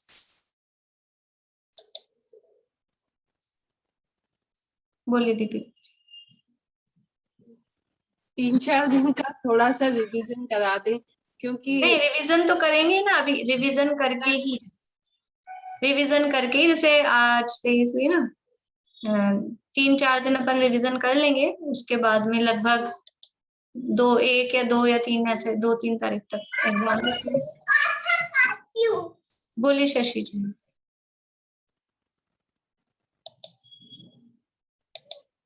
मैं यही बोल रही थी रिवीजन के लिए ही, मैं कि रिवीजन लंबा कराएंगे तो ठीक रहेगा, क्योंकि तो मोस्ट इम्पोर्टेंट चैप्टर है। रिवीजन तो करेंगे ही, पर वो एग्जाम की डेट स्टार्ट हो ना, डेट सेट हो, तो उस हिसाब से फिर रिवीजन चलता है। वो पहले एक अपन रफली डेट सेट कर लें, फिर 1-2 दिन आगे पीछे तो वो होगा, जैसे भी कर लेंगे। 2-3 तारीख तक में दिक्कत नहीं ना, अभी 8 दिन लगभग हो जाएंगे, तो बीच में गैप भी पड़ेगा, तो अपन 4-5 दिन रिवीजन कर लेंगे, इतना बहुत है, क्योंकि अपन ने डिटेल में पढ़ा तो है ही, और वो सेल्फ आप लोगों को थोड़ा बहुत तो पढ़ना ही पड़ेगा। एक्चुअल में इसमें क्या है, जो आप लोगों ने नोट्स लिखे होंगे ना, वो आपको ज्यादा काम देंगे। अब रिवीजन में तो उतनी डिटेल में तो चलेगा नहीं, उतनी डिटेल में चलेगा तो फिर से ही 2-3 महीने लग जाएंगे, तो इसलिए वो सेल्फ आप लोग पढ़ेंगे और रिवीजन अपन करेंगे ही। मतलब ये द्वादशांग वगैरह का जो है उनमें सिर्फ नाम है, हाँ, डिटेलिंग वो डिटेल नहीं आएगी। 16 कारण की भी जो परिभाषा अपनी बुक में दी है ना, 1-1, 2-2 लाइन में, वो 16 कारण की डेफिनेशन आएगी, क्योंकि वो बुक में दी है। और द्वादशांग की जो डिटेल अपन ने पढ़ी है वो नहीं आएगी, वो मैं और देख लूंगी क्या क्या आएगा। जितना बुक में जो है ना, वो तो आपको करना ही है। हाँ, वो तो कर लेंगे, मतलब का तो करना है, वो तो डिटेलिंग है। आप थोड़ा सा ना वो आप पॉइंट्स डाल दें तो थोड़ा सा पढ़ते वक्त ध्यान रहता है कि क्या। और इसके अलावा जैसे अपन ने जो आश्रम के कारण भी और एक्स्ट्रा भी देखे ना कहीं कहीं, हाँ सभी में देखे, वो भी मैं देख के बता दूंगी। बाकी बुक में से ही जो पेपर है वो समझ लीजिए आप 95% बुक में से ही आएगा, जितना बुक में। एक्स्ट्रा जो पढ़ा है वो हमने हमारे स्वाध्याय के लिए वैसे पढ़ा है, एग्जाम के लिए जितना कोर्स बुक में है ना उतना ही रखेंगे। ठीक है पारुल, आप यही पूछ रहे थे? ठीक। शशि जी आपको और कुछ पूछना है? नहीं, बस यही पूछना था। वही रिवीजन से क्या होता है कि कौन से क्या किससे लिंक है, वो थोड़ा आइडिया हो जाता है। रिवीजन तो करेंगे ही, रिवीजन होगा ही, जब तक एग्जाम नहीं होगा उसके बीच में तो फिर रिवीजन चलेगा ही। बोलिए स्नेहलता जी। अनम्यूट करिए, अनम्यूट, आवाज नहीं आ रही। मैं 5 तारीख के बाद दे दूं क्या? क्या? मैं यहाँ पे हूँ नहीं, बाहर जाऊंगी, तो मैं 5 तारीख के बाद दे दूं? हाँ, वो तो अभी फाइनल अपन डेट कर लेंगे ना, तब फिर देख लेंगे। जिनका रह जाएगा वो 1-2 लोग जो भी होंगे वो बाद में ले लेंगे। हाँ ठीक है, यही करना। चलिए, जिनवाणी स्तुति फिर कल अपनी क्लासेस जैसे चल रही थी वैसे फिर चलेंगी, द्रव्य संग्रह की और तत्वार्थ सूत्र की। फिर तत्वार्थ सूत्र में रिवीजन शुरू कर देंगे अपन, ठीक है। और द्रव्य संग्रह में 3 लोक की रचना का वर्णन शुरू होगा कल से।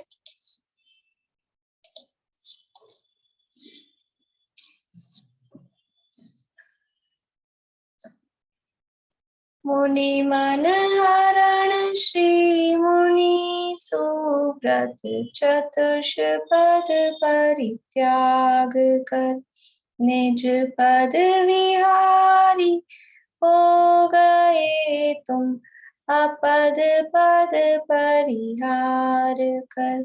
आया परम पद आपने निज आत्मा पहचान कर, निज आत्मा को जान कर, निज आत्मा का ध्यान धर। 9 बार नमो मंत्र।